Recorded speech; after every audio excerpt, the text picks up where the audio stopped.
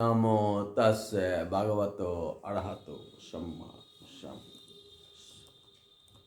मैं प्रोफेसर रमेश प्रसाद, संकायाध्यक्ष, श्रमण विद्या संकाय, संपूर्णानंद संस्कृत विश्वविद्यालय वाराणसी तथा general secretary Pali society of India, आप सभी सद्धर्म प्रेमियों को सादर स्वागत एवं अभिनंदन करता हूँ।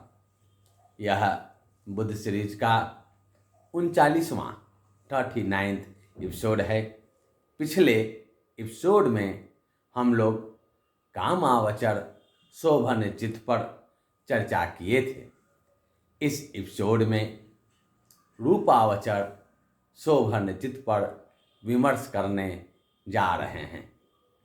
पूर्व के एपिसोड्स में देख चुके हैं कि शोभन चित्त के अंतर्गत कुशल चित्त आते हैं, उनके विपाक चित्त आते हैं तथा क्रिया चित्त आते हैं। रूपावचर चित्त भूमि में कुशल चित्त ही होता है। इस भूमि में अकुशल तथा अहेतुक चित्त नहीं पाया जाता है।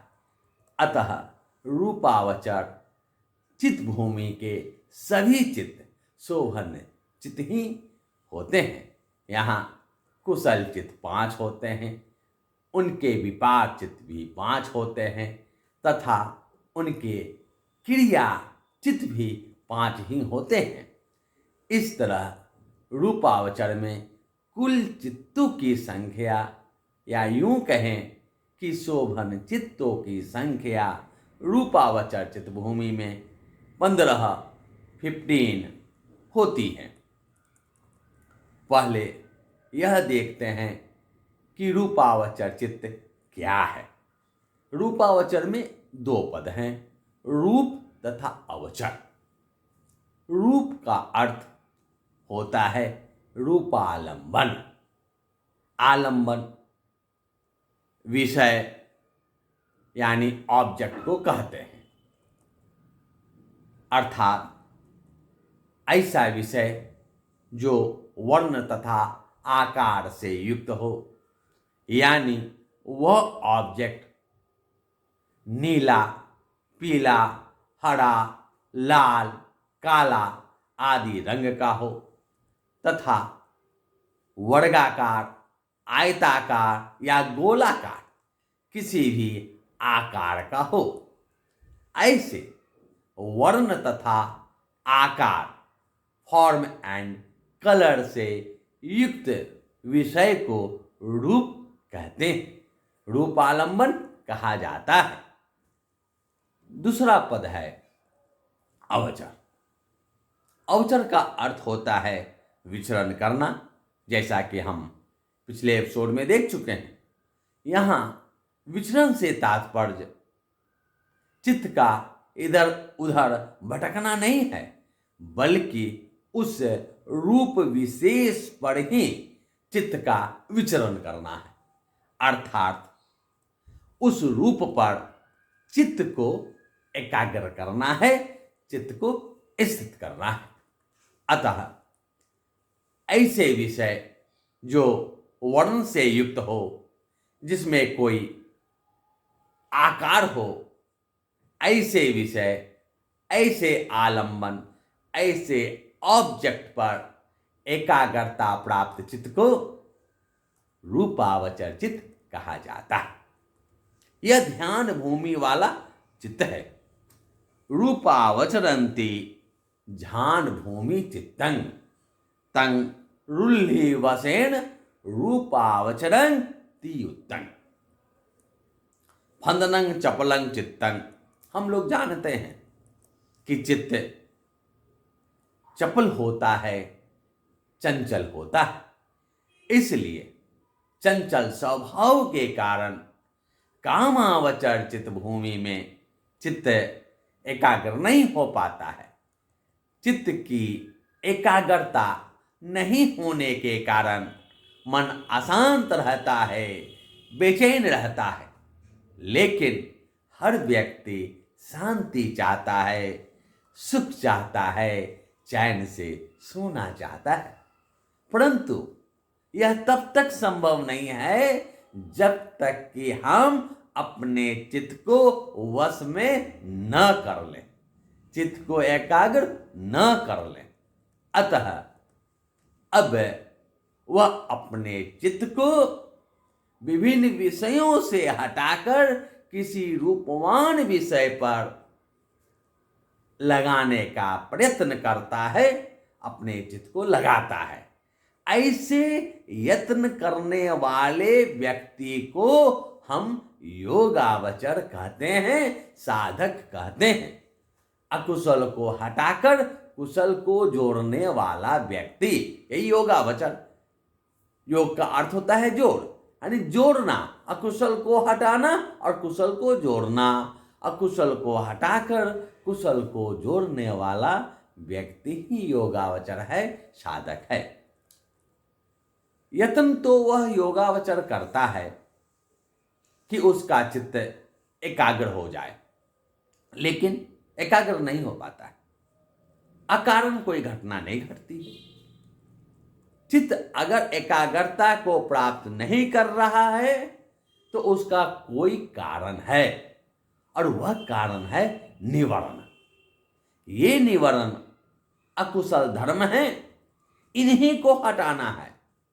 ये अकुशल धर्म निवरण संख्या में 5 हैं, जो चित्त को एकाग्र होने में बाधा उपस्थित करते हैं। अब देखते हैं कि वे 5 निवारण कौन कौन से हैं जो चित्त को एकाग्र होने नहीं दे रहा है।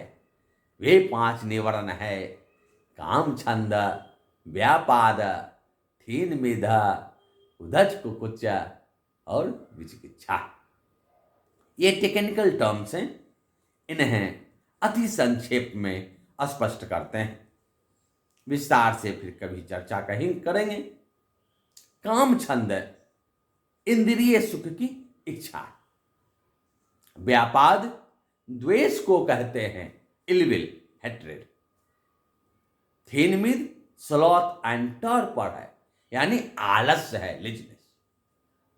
उद्धच कुकुच, मन का भटकाव तथा पश्चाताप है, तथा विचिकित्सा, संशय है, शंका है, डाउट है। एक उदाहरण से इसे देखते हैं कि कैसे ये 5 निवारण मन को एकाग्र नहीं होने देते हैं।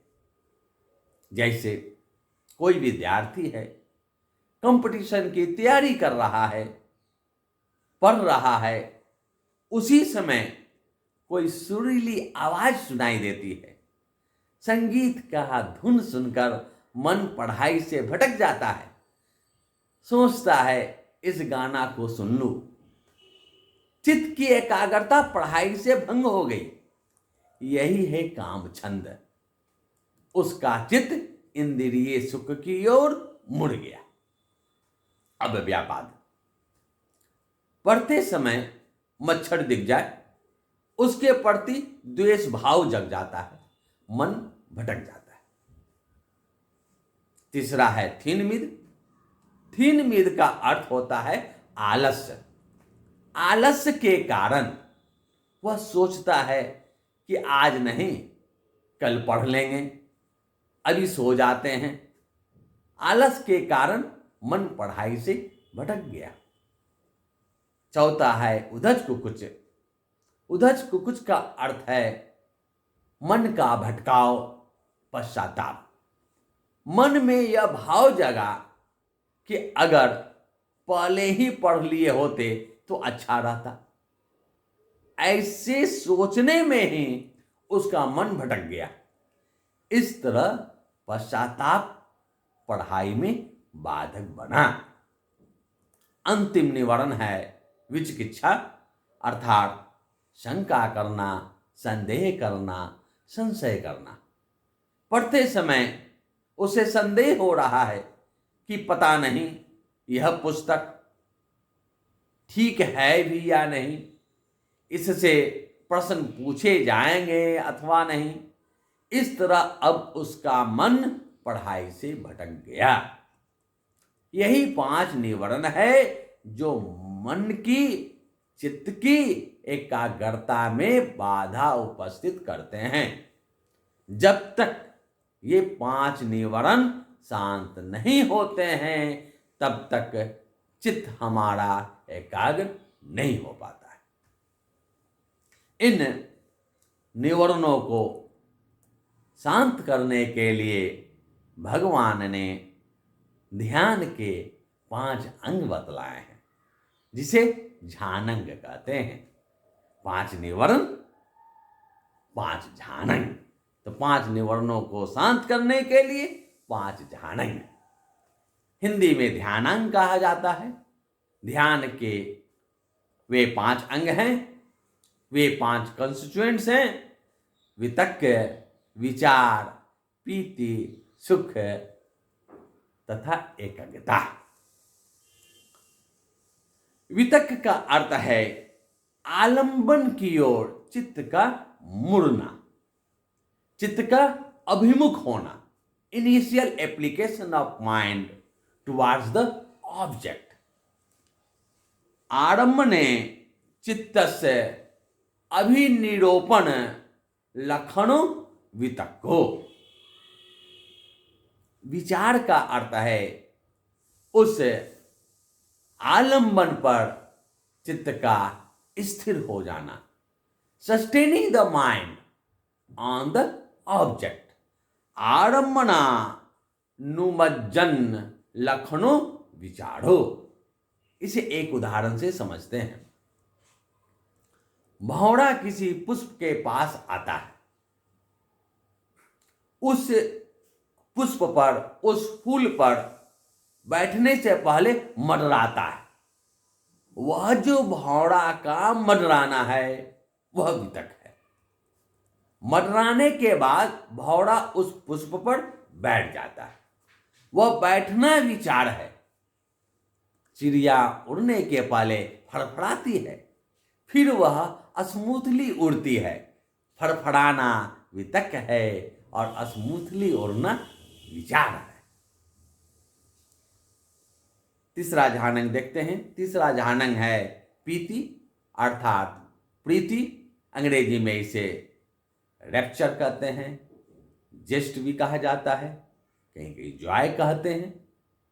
जिस वस्तु को हम प्राप्त करना चाहते हैं, अभी वह प्राप्त नहीं हुआ है, लेकिन लग रहा है कि वह प्राप्त हो जाएगा। प्राप्ति की प्रत्याशा में प्रसन्नता की जो अनुभूति हो रही है उसे प्रीति कहते हैं, प्रीति कहते हैं। जैसे कोई नन्हा बच्चा रोता है, मां दूध लेकर आती है, दूध का बोतल देखकर वह नन्हा सा बच्चा चुप हो जाता है। इस आशा में वह चुप हो जाता है कि मां अब उसे दूध देगी। अभी वह दूध पिया नहीं है, तो इस प्रत्याशा में जो प्रसन्नता का अनुभव है वही प्रीति है। और जब बच्चा दूध पी लेता है, जब वह संतुष्ट हो जाता है, तब उसे सुखद अनुभूति होती है, वही सुख है, हैप्पीनेस है, जो चौथा झानांग है। अंतिम झानांग है पांचवा एकाग्रता। एकाग्रता, वन पॉइंटेडनेस, चित्त का आलंबन पर एकाग्र हो जाना, चित्त का उस आलंबन में समाहित हो जाना। अस्तु, इस तरह साधक योगावचर अपने ज्ञान के आधार पर अथवा कल्याण मित्र की सहायता से अथवा किसी आचार्य के निर्देश के अनुसार एक रूपवान विषय का चयन करता है। वह अपने चित्त को विभिन्न दिशाओं से हटाकर, विभिन्न आलंबनों से खींचकर 5 झानंगों के सहयोग से उसी रूप आलंबन पर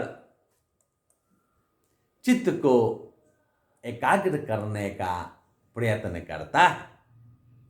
प्रयत्न करने पर भी, प्रयास करने पर भी उसका चित्त यत्र तत्र भागता है, इधर उधर भटकता है। परंतु अनवरत अभ्यास से, लगातार प्रयास से धीरे धीरे, स्नेह स्नेह चित्त की चंचलता समाप्त होने लगती है और उस रूपवान आलंबन पर उसका चित्त एकाग्र होने लगता है। अनवरत अभ्यास, कंटिन्यूअस एफर्ट्स के कारण एक ऐसा क्षण आता है जब उसका चित्त उस आलंबन पर पूर्णतः एकाग्र हो जाता है। यही रूपावचर चित्त है। इस प्रकार रूपालंबन पर एकाग्रता प्राप्त चित्त को रूपावचर चित्त कहा जाता है तथा इस चित्त की जो अवस्था है वही रूपावचर चित्त भूमि है। यह रूपावचर चित्त पहले की अपेक्षा अधिक परिशुद्ध है, यानी यह चित्त कामावचर चित्त से अधिक परिशुद्ध है, प्योर है, धवल है, मृदुल है, स्थित है तथा कर्मण है, कंसंट्रेटेड है, प्लायबल है। रूपावचर चित्त भूमि के अंतर्गत 15 चित्त आते हैं, जैसा कि हम पहले बता चुके हैं। ये 15 चित्त 3 विभागों में विभक्त है। पहला रूपावचर कुशल चित्त 5, दूसरा रूपावचर विपाक चित्त 5 और तीसरा रूपावचर क्रिया चित्त 5। पहले रूपावचर कुशल चित्त को देखते हैं। अलोभ, अदोष तथा अमोह नामक कुशल हेतुओं से युक्त चित्त को कुशल चित्त कहते हैं। इसकी चर्चा, विस्तृत चर्चा हम पूर्व के एपिसोड्स में कर चुके हैं, यहाँ रिपीटेशन करना उचित नहीं है। रूपावचर में कुशल चित्तों की संख्या जो 5 हैं वे इस प्रकार हैं। पहला वितक्क विचार पीति सुख एकाग्रता सहितं पठम ध्यान कुशल चित्तं। हिंदी में इसको कहते हैं वितर्क विचार प्रीति सुख एवं एकाग्रता के साथ प्रथम ध्यान कुशल चित्त। फर्स्ट ध्यान moral consciousness together with initial application, sustained application, zest happiness and one pointedness. दूसरा कुशल चित्त है विचार पीति सुख एकाग्रता सहितं द्वितीय ध्यान कुशल चित्तं। वितर्क यहाँ समाप्त हो जाता है। हिंदी में देखते हैं विचार प्रीति सुख एवं एकाग्रता के साथ द्वितीय ध्यान कुशल चित्त। सेकंड ध्यान moral consciousness together with sustained application, zest happiness and one pointedness. तीसरा कुशल चित्त है रूपावचर चित्त भूमि का पीति सुख एकाग्रता सहितं तृतीय ध्यान कुशल चित्तं। इसमें जो प्रथम 2 ध्यान है वितर्क विचार वह समाप्त हो जाते हैं, यानी प्रीति सुख एवं एकाग्रता के साथ तृतीय ध्यान कुशल चित्त। थर्ड ध्यान moral consciousness together with zest happiness and one pointedness. चौथा है सुख एकाग्रता सहितं चतुर्थ ध्यान कुशल चित्तं। सुख एवं एकाग्रता के साथ चतुर्थ ध्यान कुशल चित्त, फोर्थ ध्यान moral consciousness together with happiness and one pointedness. पांचवा है उपेक्षा एकाग्रता सहितं पंचम ध्यान कुशल चित्तं। उपेक्षा एवं एकाग्रता के साथ पंचम ध्यान कुशल चित्त। इसमें सुख भी जो है वह रिप्लेस कर जाता है उपेक्षा में। फिफ्थ ध्यान moral consciousness together with equanimity and one pointedness. इस प्रकार अभी हमने देखा कि 5 प्रकार के कुशल चित्त हैं जो रूपावचर के हैं। कहने का अर्थ है कि ये रूप आलम्बन पर चित्त को एकाग्र कर रहे हैं। कामावचर से रूपावचर की अवस्था आने पर अचानक एक बारगी ही हमारा चित्त एकाग्र नहीं हो पाता, क्योंकि कामावचर चित्त की अवस्था वाले चित्त का स्वभाव उसकी चंचलता है। उस चंचल स्वभाव को स्नेह स्नेह कम किया जाता है। पूर्णतः रूप आलंबन पर एकाग्रता प्राप्त करने में समय लगता है। 5वें प्रकार के चित्त पर हमारा चित्त रूपालंबन पर पूर्णतः एकाग्र हो जाता है। एक उदाहरण से इसे देखते हैं। जैसे कभी हम मंदिर जाते हैं, वह मंदिर बुद्ध मंदिर भी हो सकता है, शिव मंदिर भी हो सकता है, अथवा राम मंदिर भी। उस मंदिर में स्थित जो प्रतिमा है, चाहे वह बुद्ध का हो, चाहे वह शिव का हो, अथवा वह राम का हो, उस प्रतिमा का कोई ना कोई वर्ण होता है। साथ ही उस प्रतिमा का कोई आकार भी होता है, जिस कारण से उस प्रतिमा को उस भगवान के नाम से जाना जाता है। उस रूपवान आलंबन पर जब चित्त को लगाते हैं, तब हम अपने ध्यान को इधर उधर से हटाकर उस प्रतिमा पर लगाने का प्रयास करते हैं। प्रयास करने पर मन चित्त हमारा उस प्रतिमा पर एकाग्र हो जाता है। इसलिए जब हम मंदिर से दर्शन करके बाहर निकलते हैं तो मन शांत रहता है, सुख का अनुभव करते हैं हम। सुख शांति मंदिर ने नहीं दी, प्रतिमा ने नहीं दी, उसे हम स्वयं ने प्राप्त किया। अत्ता ही अतनो नाथो को ही नाथो पड़ोसिया। आप अपना मालिक स्वयं हैं, दूसरा कोई मालिक आपका हो नहीं सकता है। यह धम्मपद का अतवक्का है। हमने स्वयं अपने चित्त को इधर उधर के आलंबनों से हटाकर उस प्रतिमा पर केंद्रित किया, मन को एकाग्र किया।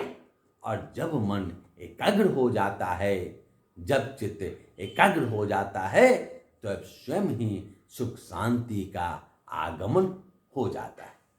अस्त इस तरह 5 ध्यानांगों, ध्यान के 5 अंगों वितक्क, विचार, प्रीति, सुख एवं एकाग्रता के माध्यम से ध्यान को भटकाने वाले, चित्त की एकाग्रता में बाधा पहुंचाने वाले 5 निवरण काम, छंद, व्यापाद, थीनमीत, उद्धुच कुकुच तथा विचिकित्सा नष्ट हो जाते हैं। अब चित्त रूपवान विषय पर एकाग्र हो जाता है। यह एकाग्रता 5 चरणों में होती है, जैसा कि हमने देखा। प्रथम चरण में ध्यान के 5 अंग साथ रहते हैं। दूसरे चरण में वितर्क की आवश्यकता नहीं रहती है। ध्यान में अब वह पुष्ट हो रहा है। तीसरे चरण में विचार की भी आवश्यकता नहीं पड़ती है, बैठे और मन एकाग्र होने लगा। पूर्ण एकाग्रता प्राप्त अब भी नहीं हुई है, इसलिए प्रीति है, जस्ट है, रक्षण है। लेकिन ऐसा लग रहा है कि हमारा चित्त पूर्ण एकाग्र हो जाएगा। चौथे चरण में आने के पहले जो सुख की अनुभूति है, उसके आने के पहले जो इस आशा की प्रसन्नता है कि अब हमारा चित्त एकाग्र हो जाएगा, वही प्रीति है, वही जॉय है। चौथे चरण में चित्त उस रूप आलंबन पर पूर्ण रूप से एकाग्र हो जाता है। मन में, चित्त में सुख की अनुभूति होती है। सुखानुभूति इसलिए कि लक्ष्य को प्राप्त कर लिया। लक्ष्य क्या था? चित्त की एकाग्रता। लेकिन यह सुख भी परम सुख निर्वाण प्राप्ति में बाधक है। इसलिए पांचवें चरण में, अंतिम चरण में सुख को भी हटाता है। सुख को उपेक्षा में, इक्वेनिमिटी में, इंडिफरेंट फीलिंग में रिप्लेस करता है, परिवर्तित करता है। अब सुख भी नहीं है, केवल उपेक्षा और एकाग्रता। यही 5 रूपावचर के कुशल चित्त हैं। चूंकि रूपावचर कुशल चित्त 5 प्रकार के हैं, अतः इनमें से प्रत्येक चित्त भी अपने स्वभाव के अनुसार ठीक वैसा ही विपाक छोड़ते हैं। जैसे पहला रूपावचर विपाक चित्त है, वितर्क विचार प्रीति सुख एकाग्रता सहितं पठम ध्यान विपाक चित्तं। कुशल के स्थान पर विपाक। उसी तरह से कुशल चित्त के समान ही अन्य 4 विपाक चित्त उत्पन्न होते हैं। कुशल के स्थान पर कुल विपाक हो जाता है, क्योंकि वह कुशल चित्त है, ठीक वैसा ही विपाक चित्त होगा। इस तरह रूपावचर विपाक चित्त भी तदनुरूप 5 प्रकार के होते हैं। अरहत चूंकि तृष्णाओं को पूर्ण रूप से नष्ट करने के बाद ही अरहत्व को प्राप्त करता है, अरहत बनता है। इसलिए उनका चित्त विपाक उत्पन्न नहीं करता है। वे केवल रूप ध्यान का अभ्यास करते हैं, जो क्रिया मात्र ही रहता है। इस तरह रूपावचर में क्रियाचित भी तदनुरूप ठीक वैसा ही 5 प्रकार के होते, जैसे वितर्क विचार प्रीति सुख एकाग्रता सहितं पठम ध्यान क्रिया चित्तं। इसी तरह अन्य 4 क्रियाचित हैं। केवल कुशल के स्थान पर विपाक हो जाता है तो विपाक चित्त, कुशल के स्थान पर क्रिया कर देंगे तो 5 प्रकार की क्रिया चित्त। इस तरह रूपावचर चित्त भूमि में 5 कुशल चित्त, 5 विपाक चित्त तथा 5 क्रिया चित्त होते हैं। वे सभी ध्यान वेद से हैं। वे सभी 15 शोभन चित्त हैं। इसे गाथा के माध्यम से अभिधम्मत संगोहों में इस तरह बतलाया गया है। देखते हैं अनिरुद्धाचार्य ने कैसे गाथा में कहा है। पंचदा झान भेदेन रूपावचर मानसं पुण्य पाक क्रिया भेदा तंग पंचदशधा भावे। यही जो है 15 रूपावचर चित्त हैं, जिनकी चर्चा अभी हमने किया।